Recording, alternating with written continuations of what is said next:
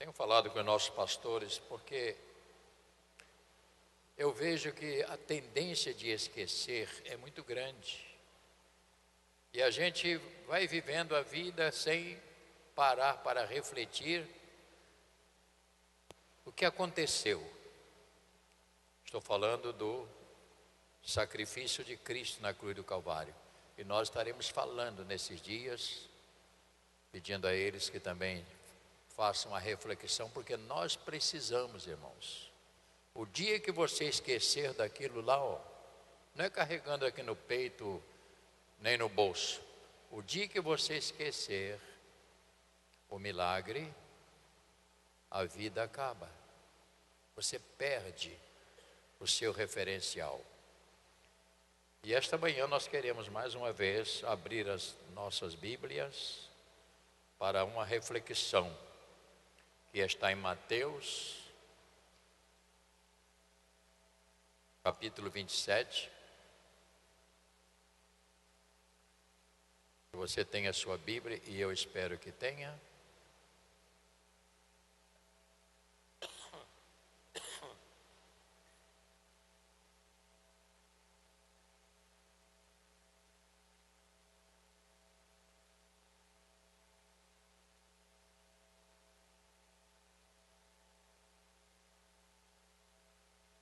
Ontem nós falamos na nossa consagração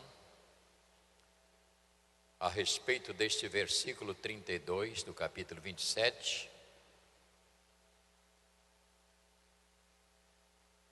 E quase sempre a gente fala assim, tão vazio, tão coisa, e não presta atenção no que aconteceu com a figura deste homem. Está no verso 32, chamado Simão, que obrigaram a carregar a cruz. E muita gente, por que ele foi obrigado? Porque segundo nós lemos, o Senhor Jesus estava numa semana muito exausta, cansado. E daí você vê, até quando tem algumas peças teatrais, eles veem que Jesus cai. É a realidade. E eles então pegaram esse homem, que tem uma história muito bonita dentro da Bíblia, os seus filhos. Eu queria te convidar a ficar de pé, por favor.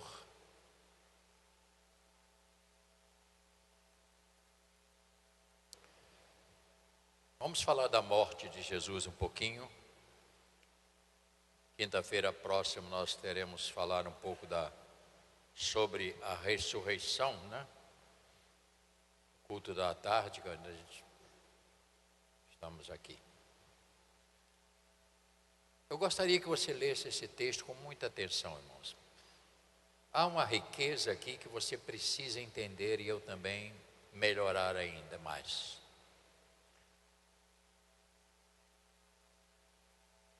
Todos estão prontos?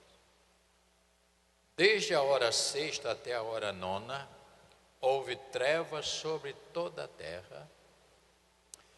Por volta da hora nona, clamou Jesus em alta voz, dizendo: Eli, Eli, lama sabactani, que quer dizer: Deus meu, por que me desamparaste? Verso 47 do capítulo 27. E alguns dos que ali estavam ouvindo isto diziam: ele chama por Elias. E logo um deles correu a buscar uma esponja e, tendo embebido de vinagre e colocado na ponta de um caniço, deu-lhes para beber. Os outros, porém, diziam: deixa, vejamos se Elias vem salvá-lo. E Jesus, clamando outra vez com grande voz, entregou o Espírito. E aqui nós temos um grande acontecimento que eu gostaria que você desse atenção. Verso 51. Eis que o véu do santuário se rasgou em duas partes, de alto a baixo, tremeu a terra, fenderam-se as rochas, abriram-se os sepulcros e muitos corpos de santos que dormiam ressuscitaram.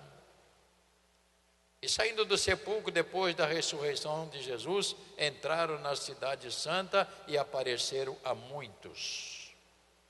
O centurião E os que com ele guardavam a Jesus, vendo o terremoto, tudo o que se passava, ficaram possuídos de grande temor e disseram: verdadeiramente, este era Filho de Deus. Estavam ali muitas mulheres observando de longe, e eram as que vinham seguindo a Jesus desde a Galileia para o servirem, e entre elas estava Maria Madalena. Que coisa fantástica! Maria, mãe de Tiago e de José, e a mulher de Zebedeu. Vamos orar. Nosso Deus e Pai, te pedimos, Senhor, que nos ajude a meditar na Tua palavra, que não seja algo cansativo, mas que seja algo refletivo, para que nós possamos, Senhor, entender a importância daquilo que nós somos e que temos, e que possamos melhorar um pouco mais a nossa vida com o Senhor. Abençoa as nossas mentes, nosso coração, todo o nosso ser, com esta palavra em nome de Jesus. Amém e amém. Por gentileza, pode tomar o seu lugar.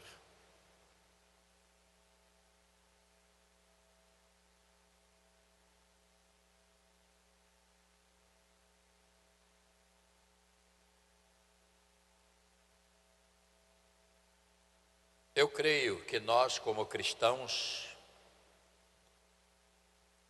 ouça bem, é perigoso se nós descuidarmos em nossa vida de salvos e deixar para trás algo tão importante, aquele que deu sentido e dá sentido à nossa vida cristã. E nós somos às vezes muito tentados a esquecer. É como você sofre uma pancada na sua perna, na sua mão, dói. Naquela hora você se reage, mas daqui a pouco esquece. É como a mulher que vai ter o seu filho, seu parto, né? Naquela hora quase todas elas dizem assim: nunca mais eu quero ficar grávida. Mas passando 3 meses depois já esqueceu, né? Porque a dor passa, essa dor passa. E a gente não, tem algumas que não passam, não vou entrar neste contexto. Mas se nós descuidarmos da nossa vida de salvo e deixar para trás algo tão importante, que tem sentido e dá sentido à nossa vida, que é o sacrifício e morte e ressurreição do Senhor, algo tão precioso, e que e deve ser o motivo de nós constantemente estarmos olhando para a cruz. Crente tem medo da cruz, eu não sei porquê. Às vezes a pessoa vê uma pessoa cristã com a cruz, mas esse negócio de crente, eu creio que isso é importante. Eu ganhei várias vezes umas cruzes de ouro para botar na lapela, mas é que eu não sou muito ligado. Não que eu tenha problema, não tenho, mas eu não esqueço do sacrifício, daquilo que foi feito por mim. Outro aspecto que é de grande valor, meus irmãos, é olhar que temos e vivemos cada dia algo que mudou a nossa vida, algo que tocou profundamente em nós. E às vezes nós temos perdido este sentimento. Eu tenho que lembrar disso diariamente, daquilo que eu recebi, aquilo que eu tenho, que é tão importante. Eu tenho esperança. Eu sou um homem que espero. um dia entrar e morar com meu Senhor na sua glória. E se você é um cristão que não tem essa esperança, alguma coisa está errada. Porque esta é a única esperança, é um dia chegar diante do meu Senhor e receber dele aquilo que ele me prometeu, a vida eterna. Então é preciso que você pare um pouquinho. Pertencemos a um projeto de Deus. Qual é o projeto de Deus? Vida eterna.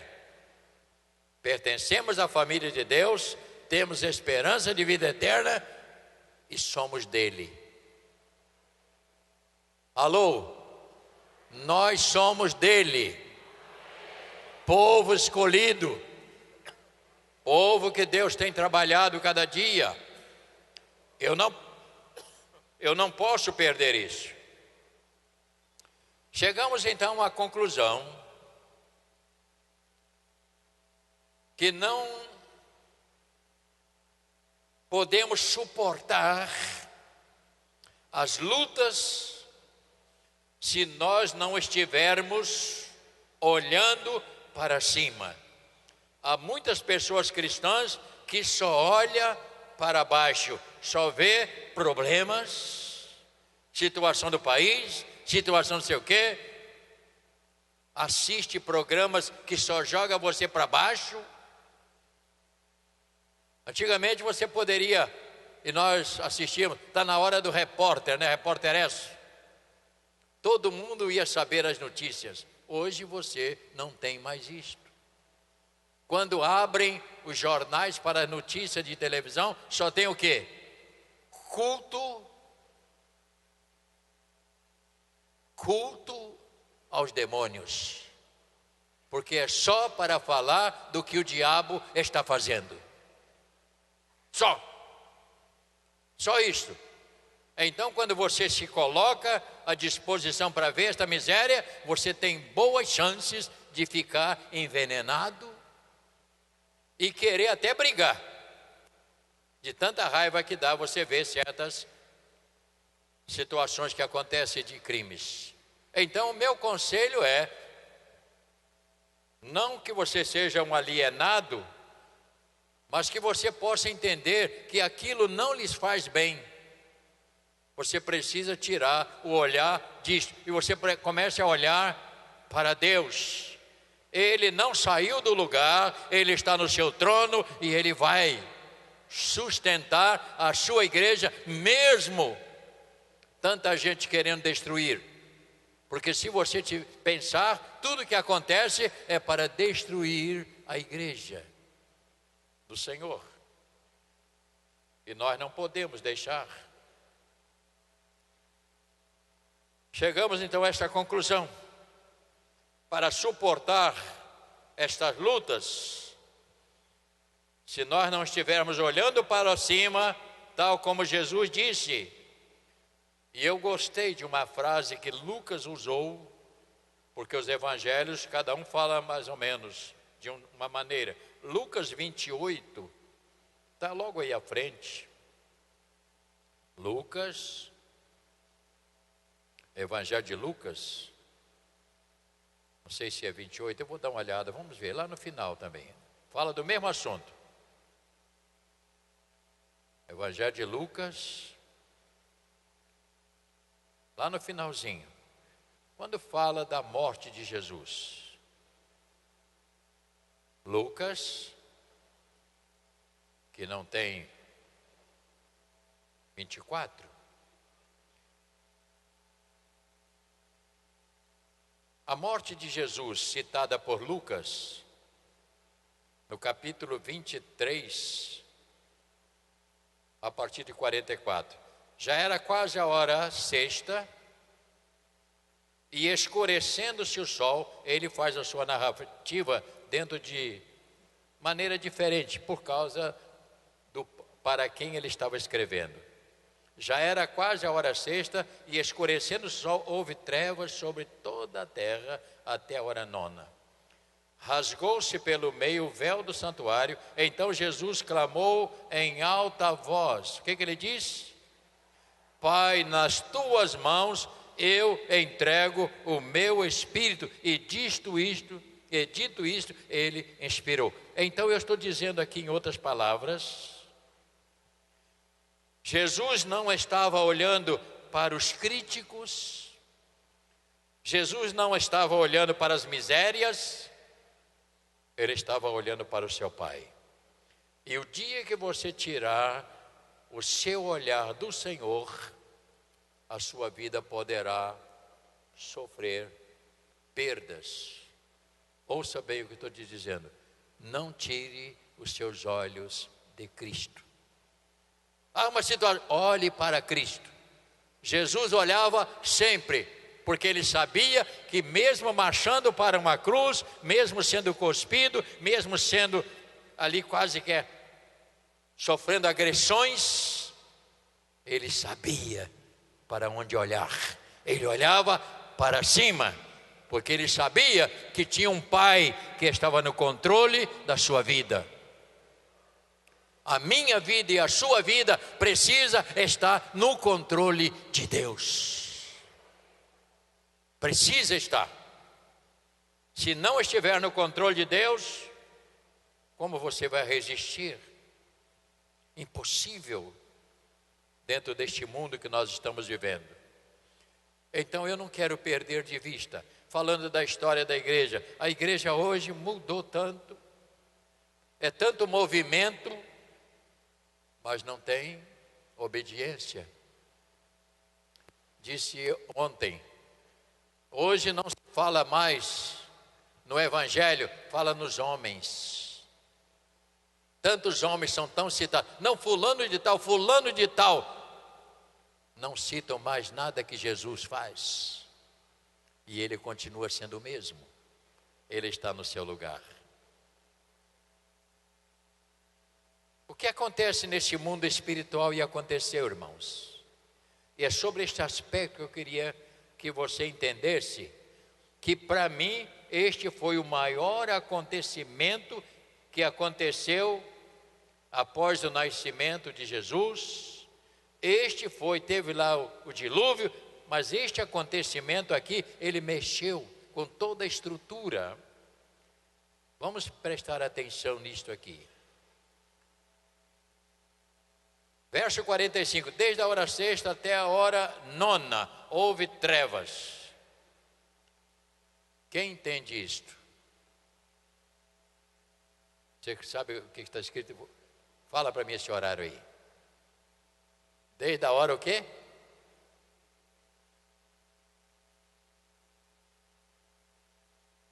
Hora sexta é meio-dia, porque começava de 6.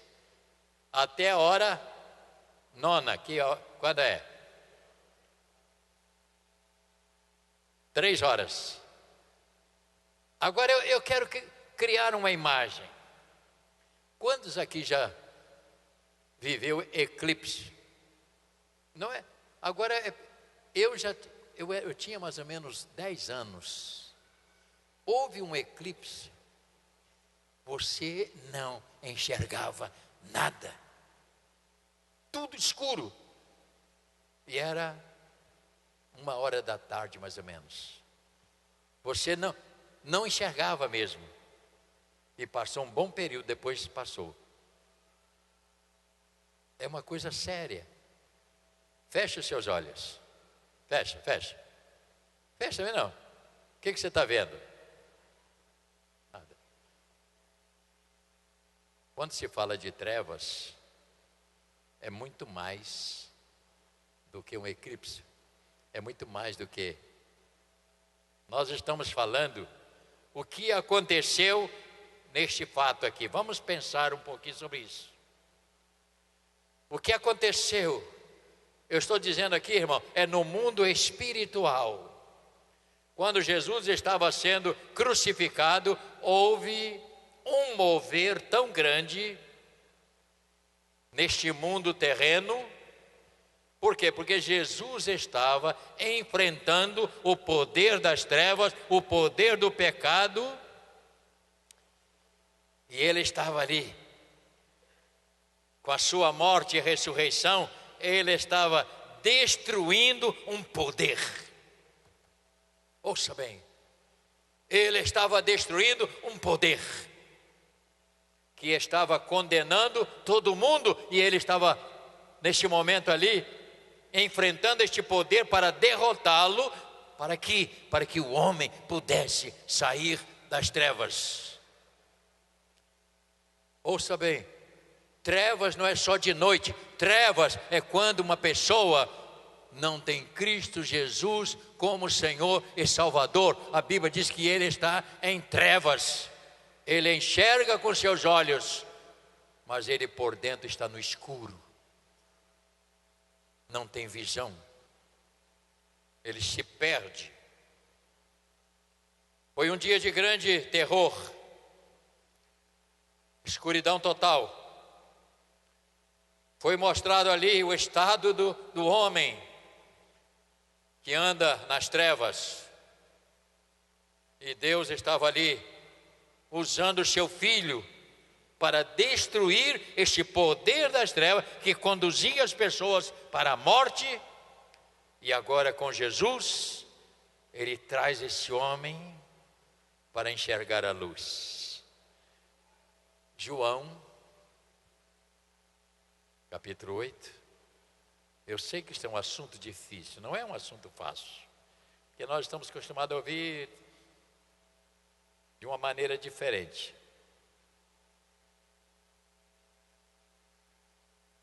João, capítulo 8. Agora você vai entender. Para a pessoa que está nas trevas, eu não estou dizendo essas trevas da noite escura, não. É trevas interior. No verso 12, o que é que Jesus disse aí? Agora Jesus já tinha, estava fazendo o seu trabalho ainda. O que está escrito aí? Leia bem alto. Eu sou a luz. E ele diz mais o quê? Quem me segue não andará em trevas. Por quê? Porque ele terá a luz de Cristo. Isso é impressionante. Nós cristãos enxergamos coisas que uma pessoa do mundo não enxerga. Por isso que muitas vezes você sofre, porque você está falando uma coisa, mas as pessoas do mundo não vão entender. Por quê? Porque elas estão no escuro, elas não enxergam. Elas não conseguem enxergar. Portanto, foi um dia de trevas, terror.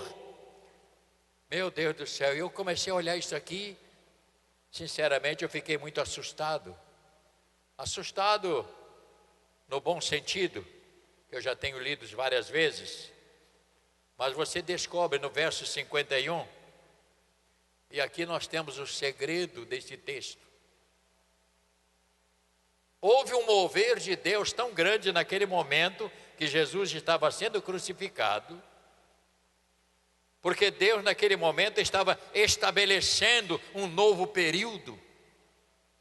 Não sei se você entende desta maneira,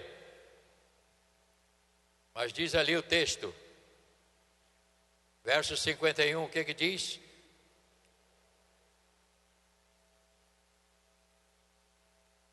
Eis que o véu do santuário se rasgou de alto a baixo. Isto, olha para mim, isto foi real. O que é isto? Porque nós sabemos, se você ler a Escritura cuidadosamente, e esse dia tinha um rapaz dando uma aula ali em cima, eu achei extraordinária, falando sobre os tabernáculos. Tinha o santo e tinha o santo dos santos, que só podia entrar os sacerdotes.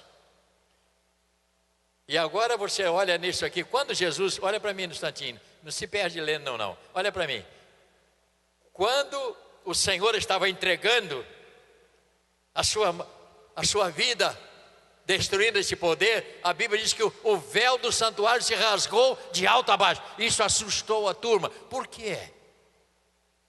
Porque ali ele estava dizendo: agora o ser humano pode chegar a Deus direto. Aleluia! Ele não precisa de ninguém, porque abriu o véu, eu posso chegar a Deus através de Jesus Cristo. Eu tenho liberdade de chegar diante do Senhor. Isso é fantástico. Isso é fantástico, eu acho é demais para mim. Então foi rasgado, não foi uma ação, ouça bem, do ser humano. A morte do Senhor abre caminho para a presença de Deus. Por isso, irmão, que nós podemos chegar diante de Deus, porque o véu foi rasgado. O Senhor, com seu poder, disse: agora o homem pode chegar a Deus, porque até então ele tinha que ir ao intermediário. Mas agora não, eu vou direto a Deus. Por isso que quando você ora, o que Jesus só recomendou foi o quê? O que Jesus recomendou? Aí, minha irmã, 96 não é brincadeira não, né? O que Jesus recomendou? Procurar uma pessoa para... O que ele falou? E tudo que você precisar, em meu nome fala com meu Pai. Você diga: ó Deus. Por isso que a nossa oração precisa ter uma situação bem resolvida. Senhor Jesus, né? Senhor Deus, meu Pai querido, em nome de Jesus, eu chego à tua presença para dizer isso. Por quê? Porque o caminho foi aberto. Eu agora posso falar, eu posso dizer para ele. Então isto aí foi algo que aconteceu. Houve trevas, mas pastor, aí também teve pessoa que ressuscitou. É verdade. Por quê? Porque ele estava ali abrindo o caminho. Agora o crente não morre.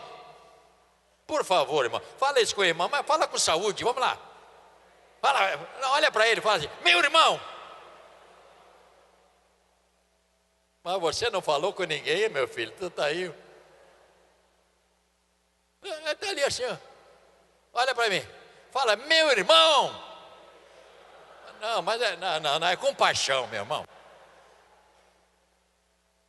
É compaixão, vai lá. Olha para mim, João. Meu irmão. Aleluia. Ai, meu Deus, diga para ele: oh, meu irmão, você não vai ficar debaixo da terra? Ah, Jesus!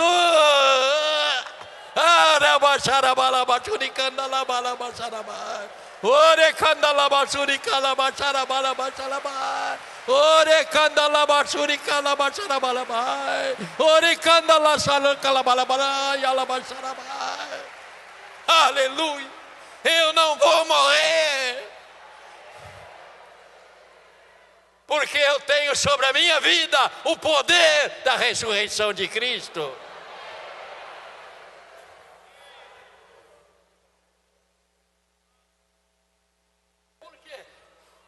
Porque quando Jesus morreu, aqueles ressuscitaram para ele dizer: olha, eu resolvi esse problema agora de uma vez por toda. Crente não morre. Crente dorme no Senhor.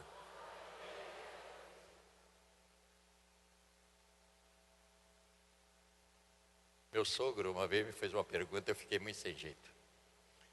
Meu sogro perdeu me permita, minha mulher e os familiares deram alguns aí. Ele falou: Rubem, deixa eu te perguntar uma coisa. Ele ficou muito assustado, perdeu a esposa. Ele ficou muito desconsolado. Ele falou assim: Rubem, você me faz assim. E ele era crente, mais velho que eu. Ele falou assim: será que eu vou encontrar com Giselda lá em cima, andando na rua de ouro? O que eu posso posso responder. Eu não sei, eu não tenho muita certeza, porque nós vamos ser anjo. Nós vamos receber um corpo celestial. Você entende isso?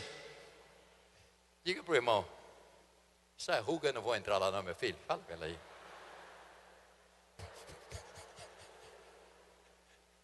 Ô Cosme, esse cabelo branco não entra lá não, meu filho. A Bíblia diz que quando Jesus entregou a sua vida, Pai, eu entrego o meu espírito, ele estava dizendo assim: agora toda autoridade me pertence, no céu e na terra.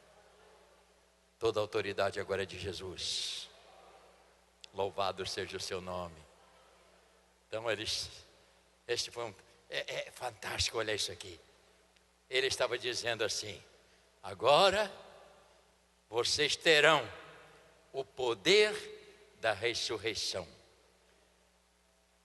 Por isso que nós pregamos e nós cremos que Jesus virá. Né, Chirico? Ele vai vir buscar a igreja. Mas a Bíblia, o bispo me explica, e aquelas pessoas que morreram? Agora, preste atenção, morreu crente, hein?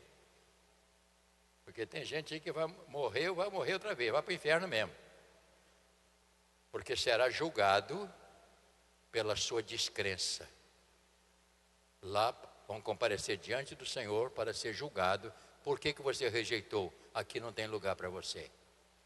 Porque a rejeição de Cristo é uma sentença de morte.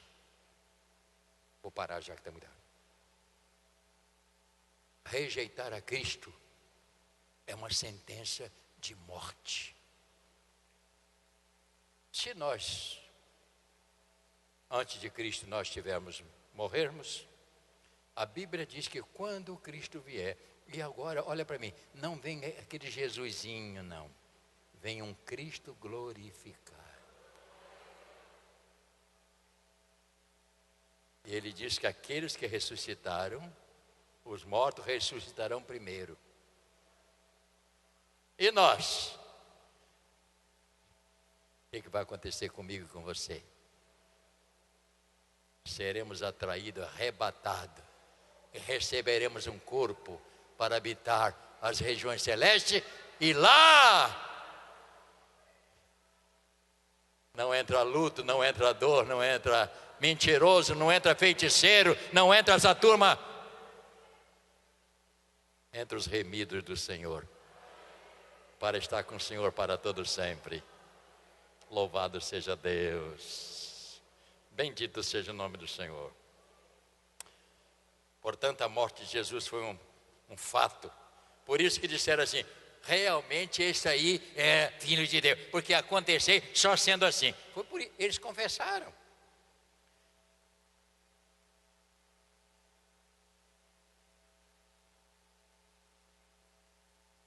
Ouça que eu vou terminar.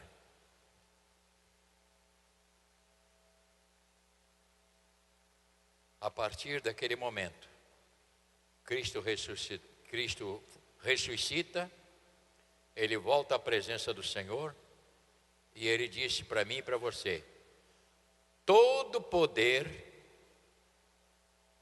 todo, me foi dado onde? No céu e na terra. E qual foi a recomendação para mim e para você? Ide por todo o mundo, fazei discípulos de todas as nações, ensinando a guardar todas as coisas. E ele diz: e eis que eu estou convosco. Quanto tempo?